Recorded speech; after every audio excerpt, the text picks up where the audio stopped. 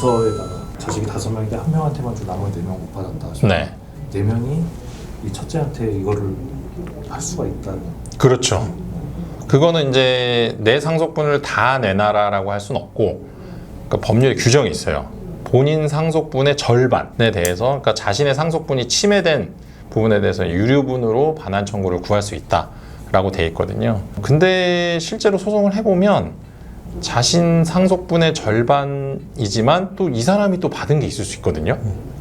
그럼 그걸 또 빼야 돼요. 이거는 또 절반만 빼는 게 아니야. 내가 받은 것도 사실 잘 생각해보면 큰형이 받은 거에서 내가 받아갈 거는 2분의 1이잖아요. 내 상속분의 2분의 1. 이거는 반으로 계산하는데 내가 이미 아버지한테 받은 거는 1로 계산해요. 그러면 뭐 만약에 유류분 침해된 금액이 한 20억인데 내가 아버지한테 받은 게 이미 15억이야.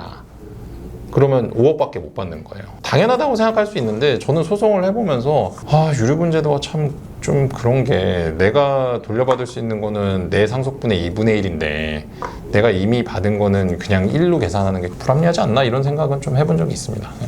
근데 이미 받은 거는 만약에 15억을 받았다. 네. 라고 하면 이거는 전체 상속 재산에 더해지는 게 아닌가요? 더해지죠, 당연히. 만약에 100억이었다라고 하면 115억을 법정 상속분대로 나눈 거에 2분의 1 그렇게 돌려받는 거죠. 그게 만약에 이미 15억보다 적다 그렇게 계산 그러면 이제 못 기각. 받는 거고. 기각 못 받는 거죠. 아무튼 절대 유서가 아무리 그렇게 돼 있어도 첫째는 무조건 줘야 된다는 게 현실이라는.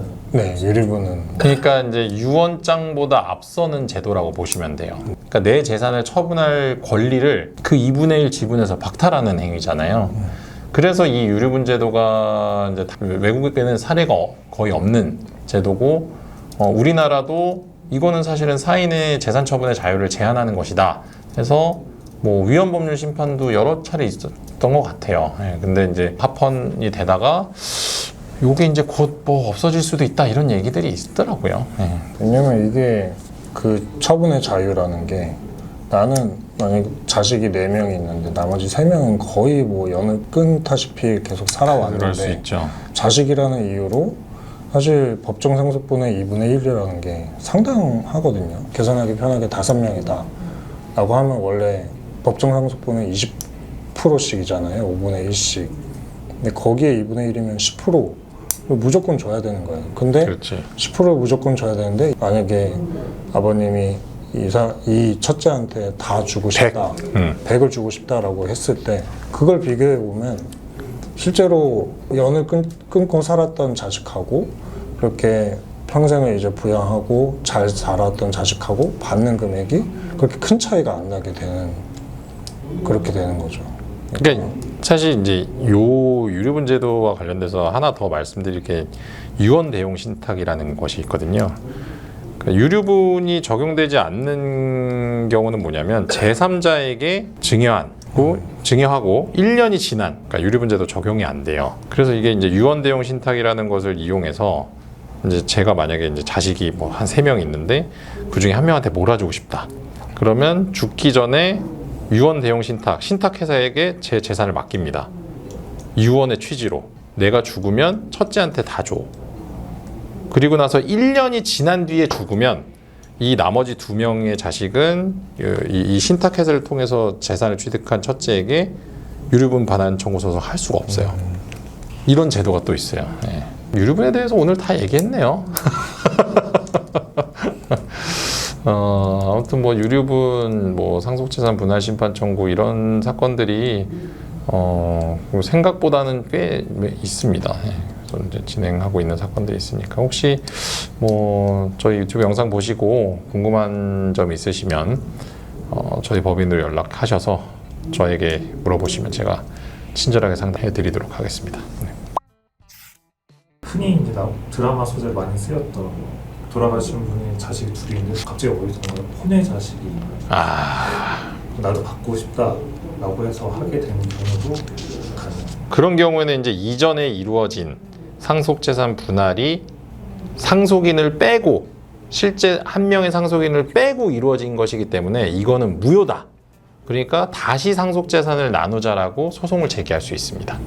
그러니까 상속재산 분할 심판 청구는 모든 상속인을 끼우고 해야 되는 거예요. 예. 근데 혼외자는 사실은 그 당시에는 알 수가 없었잖아요.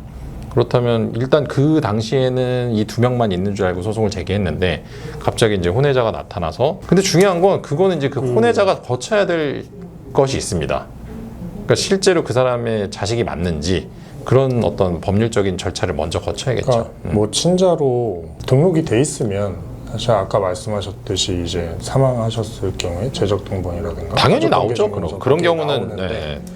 그게 아니라 그냥 다른 사람 아니면 뭐 어머니만 있는 걸로 그렇게 이제 살아왔는데 알고 보니 친자다. 배다른 생물학적으로 형제, 친자다. 배다른 형제인 거죠. 네, 뭐 그런 경우에는 나중에 뭐 친자라는 거를 일단 확인을 하고 그리고 나서 이제 그런 경우에는 상속재산 분할 심판을 통해서 아니면 협의를 통해서 이미 상속재산 분할이 됐다거나 아니면 유언으로 두 명한테만 나눠 가졌는데 한 사람이 나도 아들이다, 나도 상속인이다, 나도 자식이다 라고 해가지고 이미 이루어진 상속에 대해서 상속 분할 심판 청구를 다시 하는 거죠.